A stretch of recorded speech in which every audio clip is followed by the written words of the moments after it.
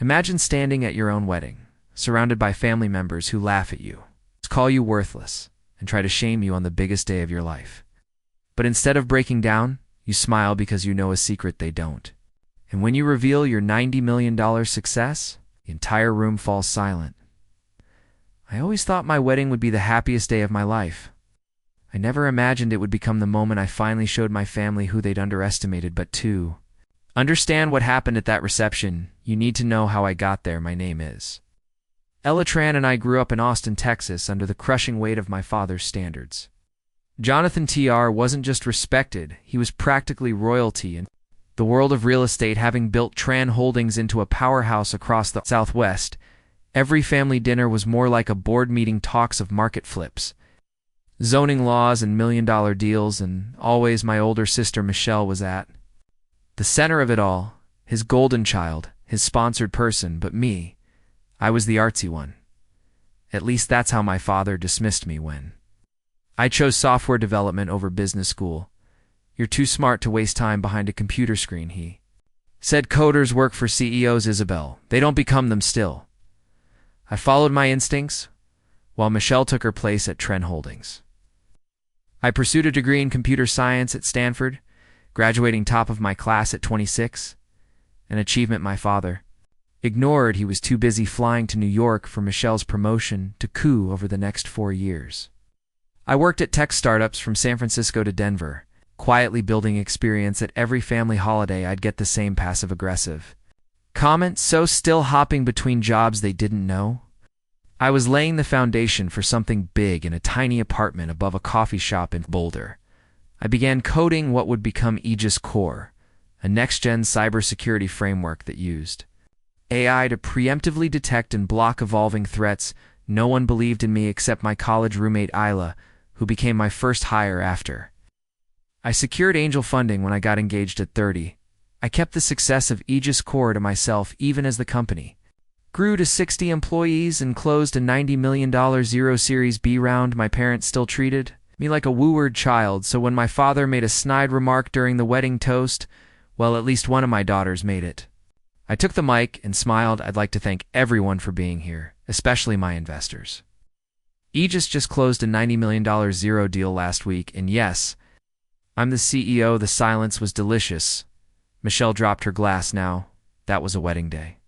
I'll never forget. I don't really get what you're building, Isla confessed as we struggled to assemble cheap desks in our first office, but I've never seen you this alive. The next 2 years flew by in a haze of late-night coding, nerve-wracking investor pitches, and grinding through setbacks. My company, now called Aegis Core, slowly evolved from a passion project into a rising force in the cybersecurity world. Our first breakthrough came with a mid-sized credit union in Arizona, then a healthcare provider, then quietly an inquiry from a federal agency. That was when I knew we were onto something big. But I kept it all under wraps at family gatherings back in Austin. I still wore the mask of the quirky younger daughter when my father toasted Michelle's latest expansion deal or her magazine feature. I smiled politely and passed the potatoes when uncles and aunts asked how my computer thing was going. I gave vague answers like it's coming along. Then I met Eli Navarro, an architectural designer based in Santa Fe with wild curls, rough sketches always peeking from his backpack, and a heart that didn't care about surnames or share prices. The first time we met, he thought Tran Holdings was a law firm. You're surprised? I teased him when he finally Googled my family name. I am, he admitted.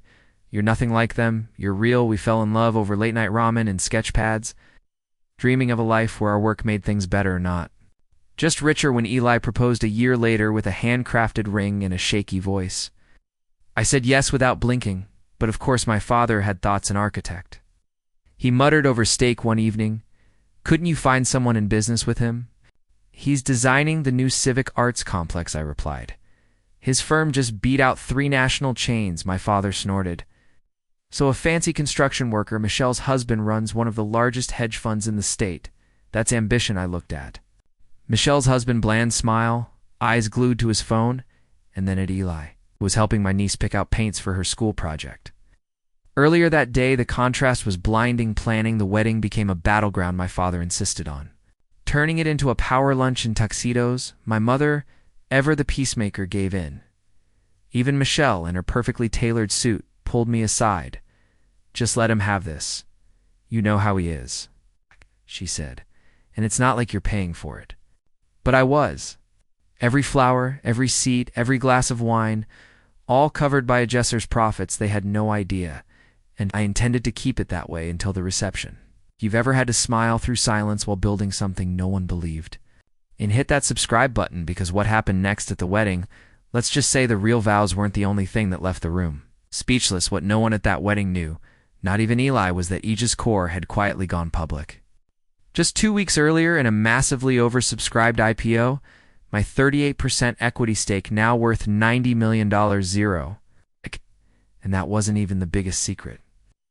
I was keeping 3 months before the wedding. During one of our routine security audits, I noticed something.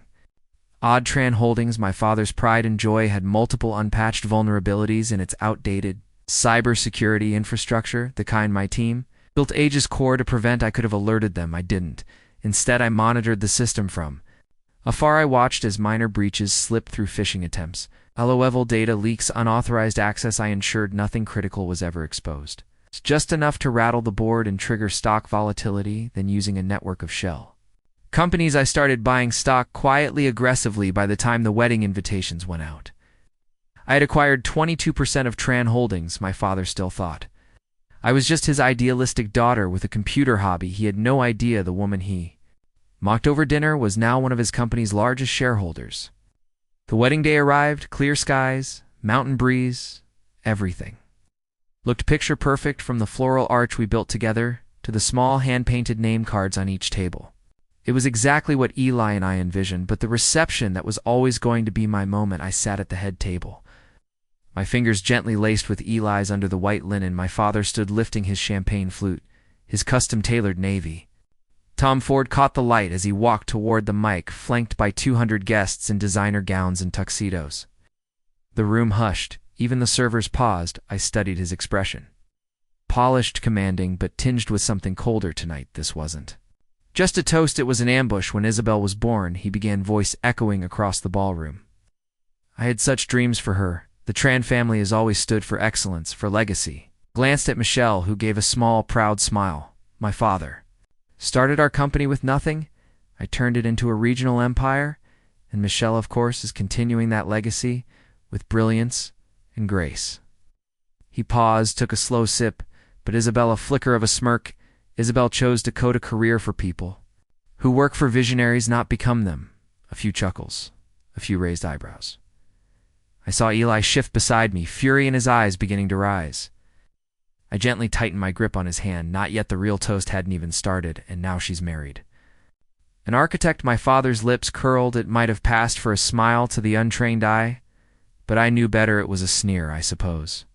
We should be thankful she found someone who can at least design the buildings real business leaders work in. Laughter rippled through the room, polite, controlled, the kind you hear in boardrooms, not ballrooms. Michelle's husband chuckled behind his wine glass even. Michelle, my sister, allowed herself a small smirk. The truth is, my father, continued, voice sharpening. Like a blade, some people just aren't made for legacy. Isabel will never amount to anything meaningful. She's been, and will always be, the disappointment of the Tran family. A hush fell. Even the waitstaff stopped moving. My mother stared down at her lap, twisting her napkin like she could strangle the silence itself. Michelle folded her arms. Eli looked ready to throw a chair. I stood slowly, brushing my gown down my heart. I didn't race it. Pulsed steady with purpose. Thank you, Dad, I said, lifting my glass with a calmness I didn't feel such heartfelt words. I looked at Michael, my CTO, seated discreetly near the AV booth in a photographer's vest. He gave a subtle nod and pressed a key on his laptop. Around the room, the massive net LED displays, the ones my father had requested for his corporate-style slideshow, flickered to life. My father turned confused. What the hell is this? Financial dashboard, stock tickers, news headlines, and at the center of it all, Aegis Core Technologies, IPO details, national contracts, government partnerships, and one very large number, 902 million ownership. Isabel Tran, 38%. Gasps filled the room. You see, I began stepping around the table, my voice steady, while you were grooming Michelle to carry your legacy. I was building my own. I paused in front of him, his quar, maybe.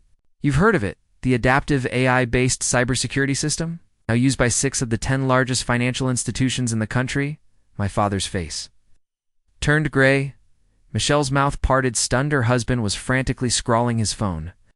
Under the table, but that's not all. I continued, another nod too. Michael, the screen's changed now, showing trend holdings. His board meeting logs, stock purchase records, insider documents. 3 months ago, we identified dangerous vulnerabilities in trend holdings. Infrastructure, the kind my software protects companies from? I could have warned you. I stepped closer. His eyes widened, but instead, I watched images of minor breaches flashed across the screens, then the ownership chart updated. Isabel Tran, 22% stake. In Stake USA as of this morning, I said softly. I own 22% of your empire, tomorrow even more. I smiled because tonight several board members are announcing early retirement and they've all agreed to sell to me. Michelle's husband leapt to his feet. So fast he knocked over his champagne flute. You can't do this, Dad. She can't do this, actually. I said calmly. I already did. I turned to the stunned crowd, many still staring at the glowing financials on the screens. Ladies and gentlemen, I began.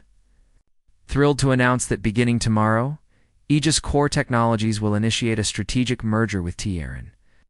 Holdings will be implementing a full-scale modernization of their cybersecurity infrastructure, streamlining outdated systems, and bringing the company into the 21st century. A few gasps. Some applause, mostly disbelief. My father finally found his voice. You planned this, all of it. The timing, the reveal, the shares. I smiled.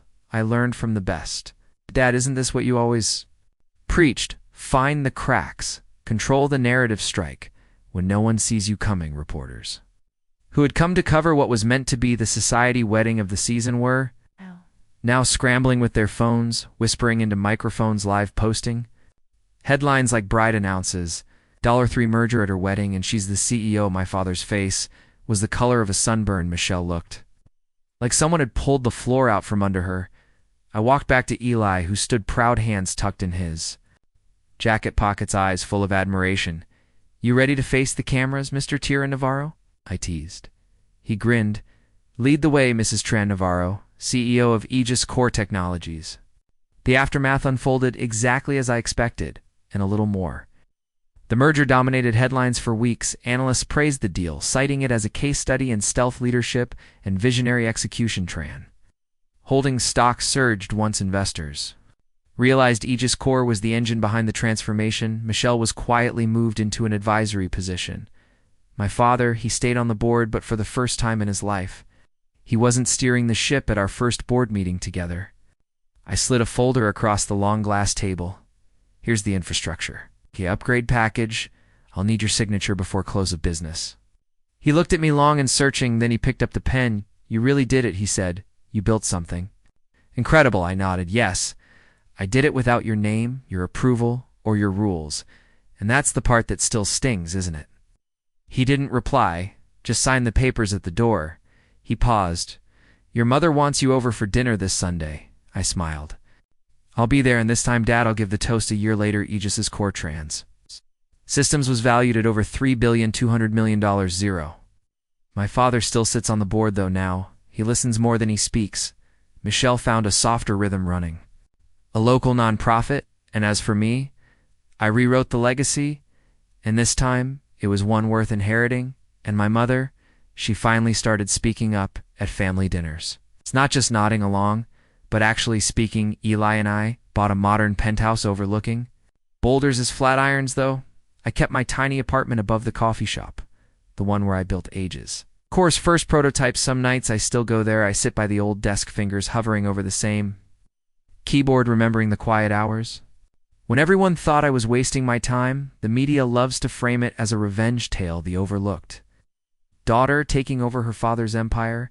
But to me, it was never about revenge.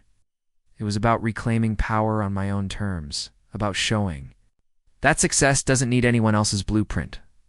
Last week, my father called to ask for my opinion on a blockchain acquisition. See things differently, he said. You see where the world is going? I looked out over the glowing city skyline from the same corner office you once ruled. No, Dad, I said quietly.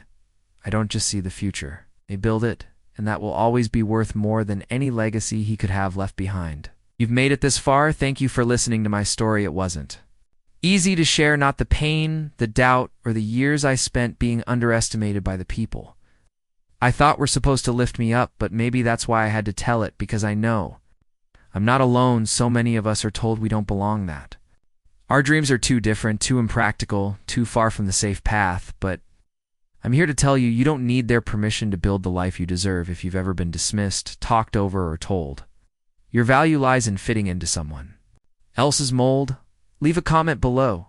Share your experience. Tell me what you're building, what you're fighting for, because your story matters too.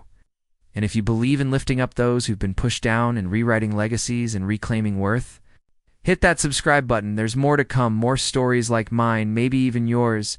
And remember, sometimes the best revenge isn't revenge at all, it's success on your own terms. That day, I realized that true power is never about proving others wrong. It's about knowing your worth even when no one else sees it. As my family mocked me at my own wedding, I didn't react with anger or sadness. I stayed calm, knowing the truth that would shatter every lie they believed. When I revealed my $90 million success, the room froze. Their laughter died instantly. Their smug expressions turned into stunned silence. It wasn't the money that mattered, it was the lesson. For years they judged me by what they thought they saw, never once stopping to ask who I was becoming. Success doesn't always wear flashy clothes or seek validation. Sometimes it grows quietly, preparing for the perfect moment to rise. That wedding wasn't just a celebration of love. It became a declaration of resilience, hard work, and unstoppable spirit. To anyone who feels underestimated by those closest to them, remember, you don't have to shout to be heard. Build your dreams quietly. Let them doubt you. When the time is right, let your success speak louder than every insult they ever threw at you. Your silence will be your greatest roar.